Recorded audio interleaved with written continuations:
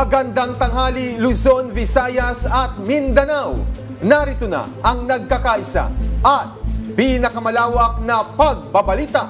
Sa pangunguna ng Presidential Communications Office na kinabibilangan ng Philippine Information Agency, Philippine News Agency, Presidential Broadcast Service, IBC at PTV, mula sa IBC 13, ako po si Princess Jordan.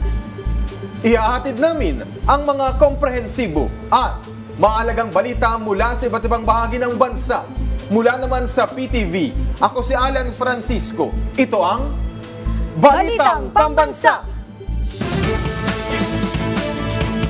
Ngayong tanghali sa Balitang Pambansa, maximum suggested retail price sa karneng baboy. Epektibo na ngayong araw. Agriculture Department at DTI titiyaking susunod sa MSRP ang mga palengke. 3 airport security personnel na sangkot sa Tanimbalay incident sa NAIA noong March 6, sinibak sa pwesto. Kasong administratibo, inihaanda na rin.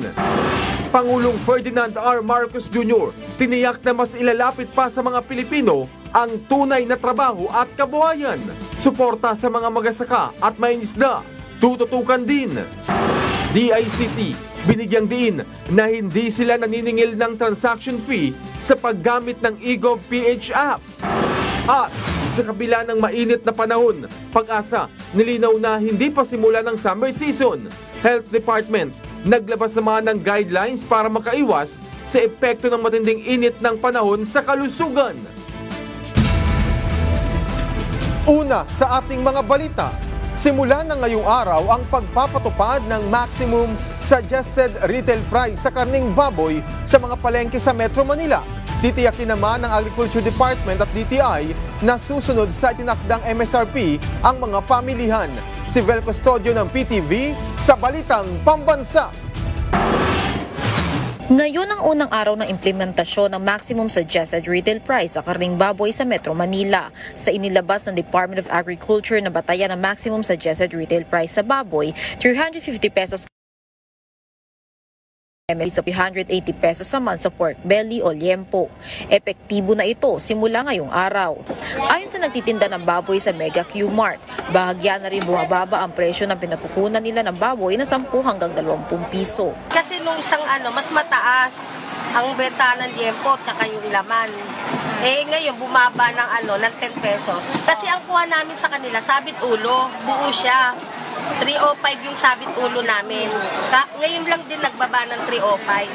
Dati 320, 325. Bagamat bumababa na rin ang sabit ulo, ipapatupad na rin ang maximum 300 pesos kada kilo para sa sabit ulo o ang presyong mula trader hanggang retailer. Ayon sa Kagawaran ng Agrikultura, magsasagawa sila ng periodic review 1 buwan mula sa implementasyon ng pork MSRP. Maglilibot din ng DA katuwang ang DTI at PNP para masiguro ang pagsunod ng mga palengke sa tamang presyo ng baboy. Bagamat sa Metro Manila lang implementasyon ng pork MSRP, pinag-aaralan na rin ng DA ang cost structure sa iba pang rehiyon para makapaglabasan din ng pork MSRP. Mula sa People's Television Network, Vel Custodio, Balitang Pambansa. Patuloy ang pagbaba ng wholesale price ng bigas nitong Pebrero. Ayon sa Philippine Statistics Authority o PSA, nagkaroon ng tapya sa presyo ng regular milled, well-milled, maging ang premium at special rice noong nakaraang buwan. Una nang sinabi ng PSA na bumagal sa negative 4.9 mula sa negative 2.3 ang percent ng rice inflation noong nakaraang buwan. Batay naman sa bantay presyo ng Department of Agriculture, nasa 38 pesos ang pinakamababang presyo para sa regular milled rice. 44 pesos sa kada kilo ng well-milled rice habang 48 pesos sa premium rice. Tiniyak ni Pangulong Ferdinand R. Marcos Jr. na tututukan ng pamahalaan na mailapit pa sa mga Pilipino ang tunay na trabaho at kabuhayan. Kasabay niyan ay ang patuloy ding pagsuporta sa mga maliliit na mangingisda at magsasaka. Si Alvin Baltazar ng Radyo Pilipinas sa Balitang Pambansa.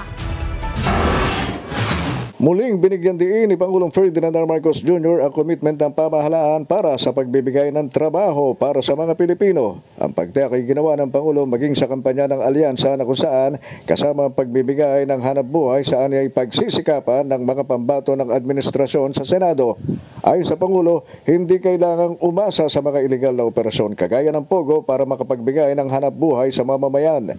Sinabi ng Chief Executive na ang pamamayagpag ng Pogo ay nagsilbi lamang na pugad ng krimen at karahasan. Ang solusyon, sabi ng punong ekutibo, ay tunay na trabaho at kabuhayan para sa mga Pilipino. Kasama na din dagdag ng punong ekutibo ang patuloy na suporta sa maliliit na mga manggagawa, sa maliliit na mga magsasaka at mangingisda na anyay ginagawa naman ng pamahalaan. Ang solusyon po ay tunay na trabaho, kabuhayan, suporta sa maliliit na manggagawa, sa maliliit na mga ating mga magsasaka at mangingisda. Nito lamang nakaraang Biyernes ay dinala ng pamahalaan ang trabaho at serbisyong pangkalusugan sa bagong Pilipinas sa Camarines Sur na pinangunahan ni Pangulong Marcos. Dito ay binuksan ang job opportunity sa may 3,000 assistance to individuals in crisis situation beneficiaries. 2,500 trabaho ang binuksan sa nabanggit na job fair na kung saan ang mga job openings ay nasa linya ng administrative and support services, construction, wholesale and retail. Ayon kay Pangulong Marcos, ipagpapatuloy ng pamahalaan na dalhin sa taong bayan ang hanap buhay para magkaroon ng magandang trabaho. Ang mga hanggang ngayon ay patuloy na naghahanap ng mapagkakakitaan. Malaking pagkakataon po ito na dinadala namin sa taong bayan para naman magkaroon ng magandang trabaho ang ating mga ang hindi pa nakakahanap ng trabaho. Para sa Balitang Pambansa, Alvin Baltasar ng Radyo Pilipinas. Mas maraming Pilipino ang tiyak na mabibigyan ng trabaho sa lalagdaang bilateral labor agreement sa pagitan ng Pilipinas at Slovenia. Bukod dyan, may sasagawa ring Philippine-Hungary Friendship Week job fair bukas. Si Zef Busongan ng Radyo Pilipinas sa Balitang Pambansa. Ay bukas din po, pipirmahan din ang bilateral labor agreement natin with Slovenia. At yan po ay sa kautusan ng ating mahal na Pangulo. Ito ang inanunsyo ni Migrant Workers Undersecretary Patricia Yvonne Caonan sa panayam sa kanya ng Radyo Pilipinas kanina. Alinsunod yan sa kautusan ni PBBM sa DMW na palakasin pa ang pakikipag-ugnayan sa iba't ibang bansa. Sa oras na mapirmahan ang naturang kasunduan, makakapagpadala na tayo ng mga caregivers sa Slovenia. Pinatitiyak naman ni PBBM sa DMW na may sapat na training sa Technical Education and Skills Development Authority o TESDA ang mga ide-deploy na mga Pilipinong caregiver sa naturang bansa. Ang lalagdaang labor agreement na yan bukas ay kasabay ng isasawang job fair sa Robinson's Galleria sa Mandaluyong City kung saan 3,000 trabaho ang alok sa bansang Hungary. Under po sa ating Pangulo, Presidente Bongbong Marcos at po sa ating Secretary Hans Leo Kakdak, binuksan po kasi natin ang opisina natin sa Budapest last year po at ito po ang kinonsidera ng Hungary na isa sa mga dahilan upang i-allow na ang Pilipinas lamang na Asian country ang magpadala ng workers sa Hungary. Kabilang sa mga trabaho na maaring applyan abroad ay factory workers, drivers at machine operators. Aabot sa 700 hanggang 1,000 euros ang basic salary ng mga matatanggap na OFW. Pagtitiyak naman ng DMW, patuloy silang aalalay sa mga aplikante na nais magtrabaho sa ibang bansa upang hindi sila mabiktima ng mga illegal recruiter. Mula sa Radyo Pilipinas, Zef Busongan para sa Balitang Pambansa. Sinibak na sa pwesto ng Transportation Department ang 3 airport security personnel na sangkot sa tanimbala incident sa naiyan nitong March 6. Ayon kay DOTR Secretary Vince Dizon, inihahanda na rin ang kasong administratibo laban sa mga ito. Nagbabalik si Vel Custodio ng PTV sa Balitang Pambansa Live. Vel. Alan, sinibak na ng Department of Transportation at 3 security personnel na mula sa Office of Transportation sa NAIA Terminal 3 na kaugnay nito ng insidente kung saan inakusahan nila ang isang senior citizen na pagdadala ng bala sa loob ng NAIA. Viral sa social media ang post na ito kung saan isang 69 na taong gulang na babae kasama ang kanyang pamilya ang hinarang ng security personnel ng OTS para sa physical inspection ng bala. Base sa paunang investigasyon ng DOTR, tapos nang dumaan sa x-ray scanner ang senior citizen at pasakay na sana sa eroplano nang habulin pa sila ng mga security personnel para sa physical inspection dahil may nakita umano silang anting-anting sa kanyang na bala sa kanyang luggage. Wala namang nakitang bala sa kanila at muntikan pang maiwan sa flight ang mag-anak dahil sa insidente. Dahil dito, lumutang ang isyu ng tanim bala sa NAIA. Kinundina naman ng Senado ang insidente. Ayon kay Senator Crespo, hindi dapat palampasin ng mga otoridad ang insidente lalo na't maaaring magdulot ito ng trauma sa mga pasahero. Kaya naman sa press briefing ng DOTR kanina, inanunsyo ng DOTR Secretary Vince Dizon ang termination ng 3 security personnel. This sort of behavior against our citizens. So we are hereby announcing the termination of all the people in the OTS who were involved in this incident. Alan, ayon sa DOTR, hindi lang ang senior citizen ang hinarang ng 3 security personnel o ng mga security personnel kundi ang grupo ng mga pasahero sa nasabing flight. Pero wala namang na-retrieve na bala mula sa mga grupo ng pasaherong ito. Patuloy pa ang investigasyon sa insidente. Mula sa People's Television Network, Vel Custodio, Balitang Pambansa. Maraming salamat, Vel Custodio. Inaasahang mas lalalim pa ang defense cooperation sa pagitan ng Pilipinas at Canada sa pagtatapos ng negosasyon para sa Status of Visiting Forces Agreement o SOVA. Ayon sa Canadian Embassy, papayagan ng kasunduan na ito ang pagsasanay at pagtutulungan ng AFP at Canadian Armed Forces sa kani-kanilang mga teritoryo. Nilagdaan na rin ng dalawang bansang Defense Cooperation Memorandum of Understanding noong January 2024 na lalo pang magpapatibay ng ugnayan ng dalawang bansa. Ayon kay Canada's Defense Minister Bill Blair, malaking hakbang ito para mas patatagin pa ang higit 7 dekada na diplomatic ties ng Canada at Pilipinas. Inaasahan din ng DND na magdadala ito ng kapayapaan, seguridad at matatag na kooperasyon sa Indo-Pacific region. Nakiisang Slovenia sa kinaharap na hamon sa seguridad ng Pilipinas sa West Philippine Sea. Ayon kay Slovenian Foreign Minister Tanya Tayon, tapat ang Slovenia sa sundin ang international law at UNCLOS o United Nations Convention on the Law of the Sea sa usapin ng WPS. Sinabi ni Fayon na sinusuportahan ng kanilang bansa ang International Arbitral Awards kasama na ang 2016 Arbitral Awards kaya dapat lang itong sundin ng mga bansa. Mahalagaan niya dito ay ang integridad at ang legal order na dapat respetuhin ng International Tribunal sa pangkalahatan. Si Fayon ay nakatakdang dumating sa bansa ngayong araw. Layo nitong may angat ang economic relations ng Pilipinas at Slovenia. Hindi pa opisyal na summer season o tag-init. Yan ang nilinaw ng Pag-asa ngayong sunod-sunod na inaitatala ang mataas na heat index o damang init sa ilang lugar sa Pilipinas. Sa panayam na Radyo Pilipinas, sinabi ni Annalisa Solis ng Pag-asa Climate Monitoring na hanggang sa ngayon kasi ay umiiral pa ang hanging amihan. Bukod dito, nakaapekto pa rin niya ang shear line sa ilang bahagi ng Hilagang Luzon at eastern section ng Central Luzon. Kaya naman asahan pa rin ang mga pag-ulan, pagbaha at landslide sa mga nasabing rehiyon ng bansa. Karaniwan niyang idinedeklara ang panahon ng tag-init tuwing ikatlong linggo o kalagitnaan ng Marso. Usually po ay nagde-declare tayo o termination ng Northeast Monsoon ay between mid-March and third week of March. During the past 3 years po, last year I think ay March 22 tayo nagpalabas and March 22 din po tayo nung 2023 and then nung 2022 around March 21. Naglabas ang Department of Health ng updated na mga guidelines na layong makaiwas at malabanan ang epekto ng matinding init ng panahon sa kalusugan. Base na rin yan sa direktiba ni Pangulong Ferdinand R. Marcos Jr. batay sa inilabas na Memorandum Number 2025-0114 ni Health Secretary Ted Herbosa.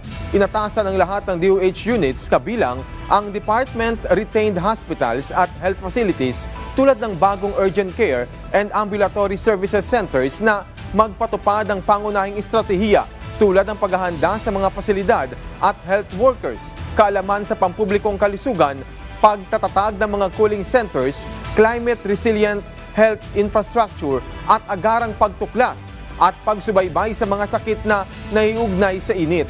Pinayuhan din ng DOH ang publiko na palaging alamin ang heat index forecast ng Pag-asa sa kanilang mga lugar. Magsuot ng maluwag, puti o light-colored na damit. Palaging uminom ng tubig at iwasan ng init mula alas 9 ng umaga hanggang alas 4 ng hapon.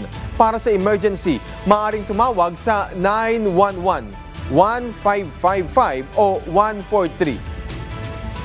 Ang DOH-DM 2025-0114 ay nag-uutos sa lahat ng DOH units kabilang ang Department Retained Hospitals at Health Facilities tulad ng mga bagong Urgent Care and Ambulatory Services o BUCAS centers na magpatupad ng mga pangunahing estratehiya sa kanilang sarili at magkaskade rin nito at makipag-ugnayan sa mga local government units sa pamamagitan ng mga mekanismo tulad ng Puro Kalusugan o PK na inilunsad kamakailan lamang sa National Health Sector Meeting. Nagpapasalamat ang Commission on Higher Education o CHED kay Pangulong Ferdinand R. Marcos Jr. sa inaprubahang Expanded Tertiary Education Equivalency and Accreditation Program o ang ITEAP Law. Ayon kay CHED Chairman Prospero de Vera III, dahil sa pagkakalagda ng batas, ay dadami ang mga pamantasang maaaring mag-offer ng mga degree programs na pwedeng sakupin ng nasabing programa. Layo ng programa na magkaroon ng undergraduate degree ang mga Pilipino kahit ang mga overseas Filipino workers sa pamamagitan ng kanilang work experience. Hinihikayat rin ng CHED ang mga state universities and colleges na mag-offer ng ITEAP. Sa kasalukuyan, aabot sa 101 higher education institutions o HEIs ang nag-offer ng mga programa kung saan karamihan sa mga ito ay mga pribadong paaralan. Nagsimulang magkaroon ng ITEAP sa bansa noon pang dekada 90 sa bisa ng executive order na nilagdaan ni dating Pangulong Fidel V. Ramos. Palalawakin natin yung bilang na school at mas importante, palalawakin natin yung mga degree programs na authorized under ITEAP. Inatasan ni Pangulong Ferdinand R. Marcos Jr. ang DPWH na ipatupad ang bagong Bicol River Basin Master Plan para matugunan ang matagal ng problema sa pagbaha sa Bicol Region.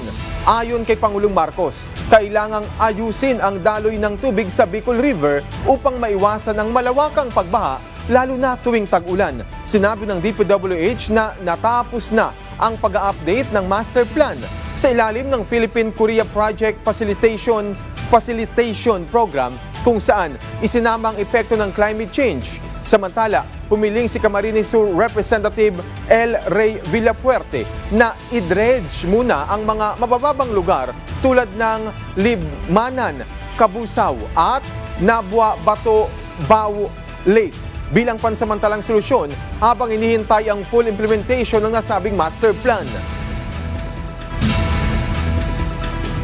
Opisyal nang binuksan ang Magsaysay Bridge na nag-uugnay sa Olongapo City at Subic Bay Freeport Zone. Sa pagsisikap ng Subic Bay Metropolitan Authority, natapos ang proyekto ng mas maaga. Ito ay magdudulot ng mas mabilis at mas magindahawang paglalakbay para sa mga motorista at commuter. Dahil dito inaasang mas lalong sisigla ang ekonomiya at komersyo sa rehiyon. Ang proyekto ay sumasalamin sa layunin ng administrasyon ni Pangulo Ferdinand R. Marcos Jr. na pagtibayin ang koneksyon at paunlarin ang infrastructure ng bansa sa ilalim ng Build Better More program. Maraming residente at negosyante ang natuwa sa pagbubukas ng tulay na nagbubunsod ng mas mabilis na transportasyon at mas epektibong daloy ng produkto at serbisyo. Patuloy namang nananawagan ng mga opisyal na panatilihing maayos at malinis ang tulay upang mas matagal itong mapakinabangan ng publiko. Kinilala ni First Lady Liza Araneta Marcos ang husay ng mga Pilipino sa pag-arte at galing ng mga filmmaker sa paggawa ng mga pelikula. Kasunod ito ng kanyang paikibahagi sa ikalawang Manila International Film Festival na matagumpay na ginanap sa Hollywood, California. Kaya sisiguraduhin aniya ng administrasyon ni Pangulong Ferdinand R. Marcos Jr. ang patuloy na suporta sa mga Pinoy artists sa larangan ng pelikula at bibigyan aniya ng plataporma para magbigay ng inspirasyon sa mga susunod na henerasyon. Kabilang sa mga dinaluhan ng unang ginang ang premiere ng Faith Healers, isang documentary tungkol sa mga Pinoy health workers na umalis ng bansa para puna ng medical shortage sa US. Pinasalamatan din niya ang Philippine Consulate General sa Los Angeles sa mainit na pagtanggap sa delegasyon ng Pilipinas para sa MIFF. Bukod sa naturang event, nagkaroon din ng pagkakataon ng unang ginang na dumalo sa Meeting of the Minds Forum kung saan nagbigay ng keynote speech si Lara Trump, ang manugang na babae ni US President Donald Trump. Isinusulong ng Department of Tourism na maging isang filmmaking hub ang Pilipinas. Kaya naman hinikayat ni Tourism Secretary Cristina Garcia Frasco ang Hollywood film executives na piliin ang Pilipinas para sa kanilang mga film productions. Kasunod yan ang dinaluhan nilang Manila International Film Festival sa Hollywood, California. Bahagi yan ng Expanding the Bridge Initiative na layong muling ipakilala ang film at entertainment industry ng Pilipinas sa Hollywood. Ayon kay Secretary Frasco, maraming magagandang lugar gaya ng mga beach na maaaring maging film locations. Para maengganyo, binigyang din naman ng kalihim ang incentives na ibibigay sa isang foreign film production company na makikipag-partner sa isang local production company. Kasunod na rin ang paglagda ng Pangulo sa Create More Law. Ayon kay Frasco, ang inisyatibo na ito ay maaaring irehistro bilang tourism enterprise. At mula rito ay maaaring makakuha ng income tax holiday ng 4 hanggang 6 na taon, mas mababang corporate income tax at exemption mula sa importation taxes at iba pa. Asahan ang rollback sa presyo ng mga produktong petrolyo sa linggong ito. Posibleng bumaba ng 1 peso at 70 centavos hanggang 1 peso at 90 centavos ang kada litro ng gasolina. Inaasahan namang bababa ng 1 peso at 60 centavos hanggang 1 peso at 70 centavos ang kada litro ng kerosene, habang nasa 90 hanggang 1 peso at 10 centavos ang rollback sa diesel. Pangunahing dahilan sa rollback ang pagdagdag ng stockpile ng commercial oil ng Estados Unidos, dagdag na supply ng langis sa Abril at ang paglakas ng ating piso kontra dolyar. Wala pong mandato na mangolekta ng mga karagdagang bayarin sa paggamit ng eGov.ph app o anumang transaction features nito. Si Lizel Marie Lamasa Neheda ng PIA Iloilo sa Balitang Pambansa. Binigyang diin ni Director June Vincent Manuel Gaudan ng DICT Government Digital Transformation Bureau na ang ahensya ay walang mandato na mangolekta ng mga karagdagang bayarin sa paggamit ng eGov app at mga transaction features nito, batay sa Republic Act 10844.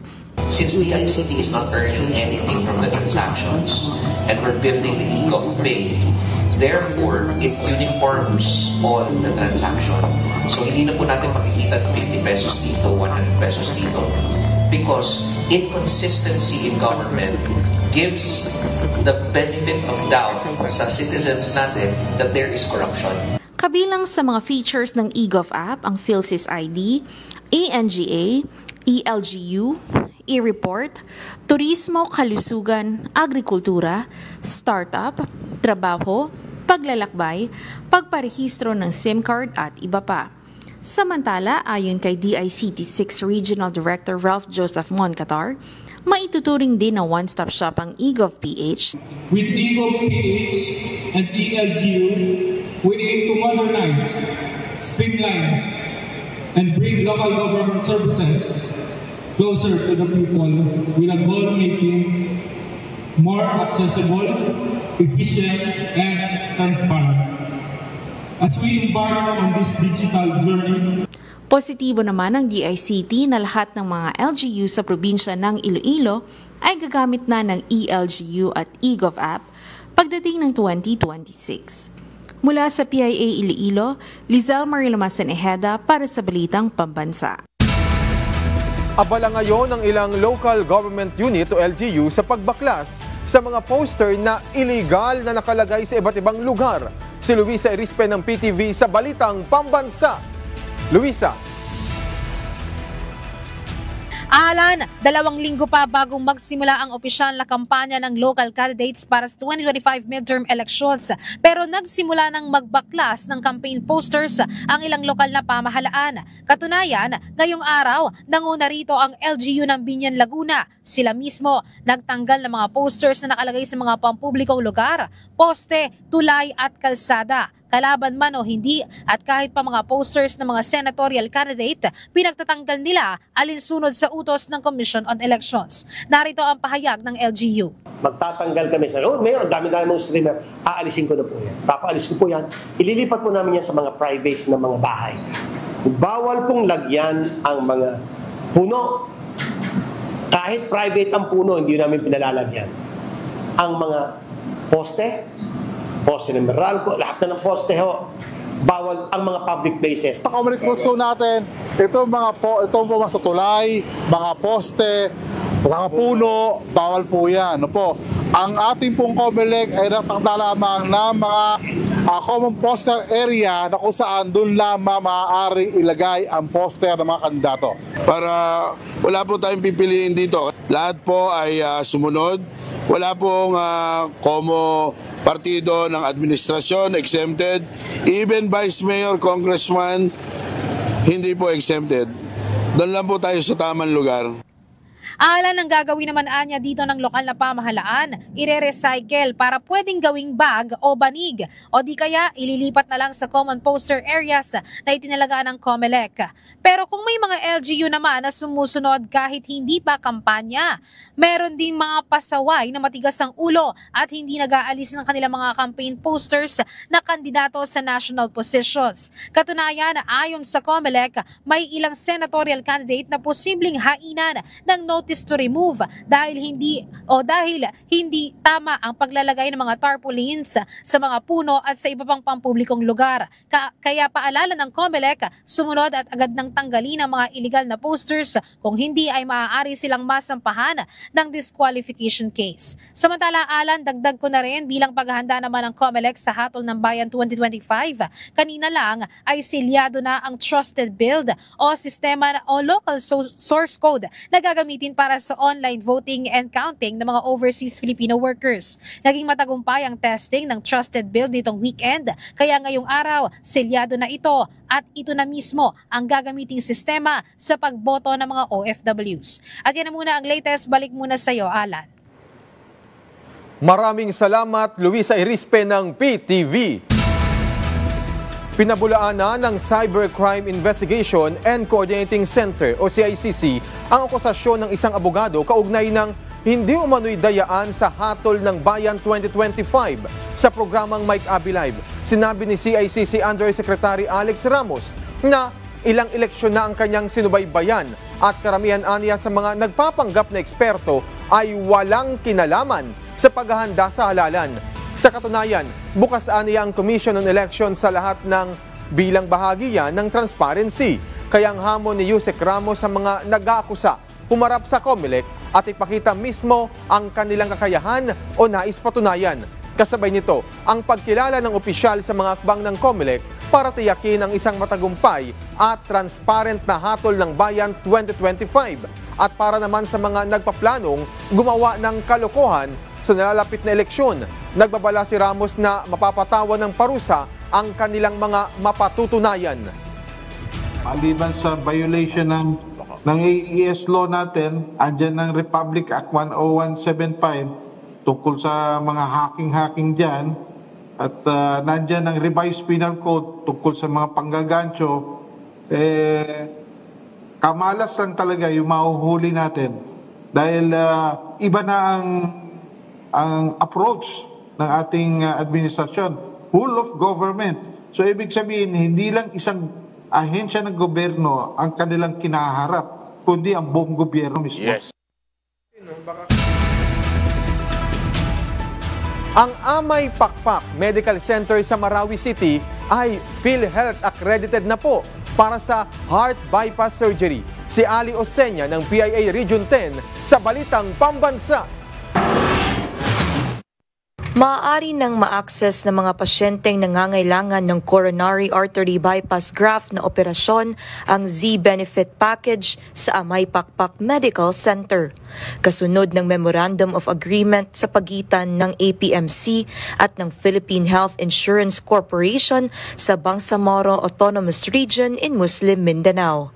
Ang CABG Z-Benefit Package ay nagbibigay sa mga kwalipikadong miyembro ng hanggang 550,000 pesos sa coverage, kabilang mga gamot, laboratory tests, operating room fees at professional fees. Now, open heart surgeries are some of the most costly operations causing extreme financial burden to Filipinos, as you all very well know. Sinabi ni Dr. Shalimar Sani Rakin, hepe ng APMC, na ang kasunduan ay sumasalamin sa iisang pangako sa accessible na pangangalagang pangkalusugan sa Mindanao. And your dedication to making healthcare more accessible and inclusive as a powerful force in bridging the gaps in medical services. Mula sa Philippine Information Agency Region 10, Ali Oksenia para sa Balitang Pambansa. At dyan po nagtatapos ang 30 minutong ulat sa bawat sulok ng bansa. Samahan nyo kaming muli mamayang alas 6 ng gabi para sa updated at pinalakas pang balitaan. Mula sa PTV, ako si Alan Francisco. Ito ang pinalawak na puwersa sa pangunguna ng Presidential Communications Office, kabilang ang Philippine Information Agency, Philippine News Agency, Presidential Broadcast Service, IBC at PTV. Mula sa IBC 13, ako naman po si Princess Jordan, hatid sa inyo ang komprehensibong paghimay sa mahalagang usapin dito lang sa Balitang Pambansa.